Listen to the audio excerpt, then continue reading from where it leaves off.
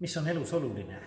Kindlasti tervis, pere, sõbrad, huvitav elukutse, rahuldust pakkuv töö, sotsiaalsed suhted, eneseteostus. Elul on ka vaimne või spirituaalne mõõde. Ja seda vaimset või spirituaalset mõõdet on siin mail Eestimaal läbi aastasadade endas kandnud kristlik kirik. Mina olen Marko Tiitus, Eesti Evangeelse Luterliku Kiriku piiskop ja vaimulik siin Viljandi vanimas Pühakojas Viljandi Jaani kirikus.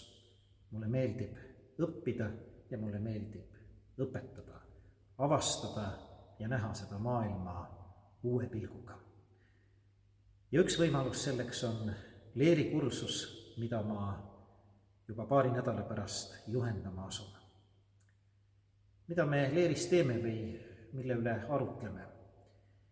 Võiks öelda, et need on teemad inimene, Jumal ja maailm, kuidas nad omavahel suhestuvad, mida õpetab, usub ja praktiseerib kristlik kirik, kuidas elada siin maailmas, ka vastuolulises maailmas, kristlasena, eetiliselt, täisväärtuslikult.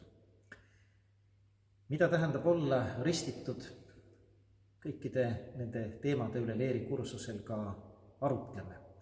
Ja soovijad saavad selle leerikursuse lõpus ristitud, leeritatud ehk konfirmeeritud, mis annab teile ka õiguse ristida oma lapsi, saada ristivanemaks, laulatada oma abielu ja osaleda kõigis Jaani koguduse ettevõtmistes.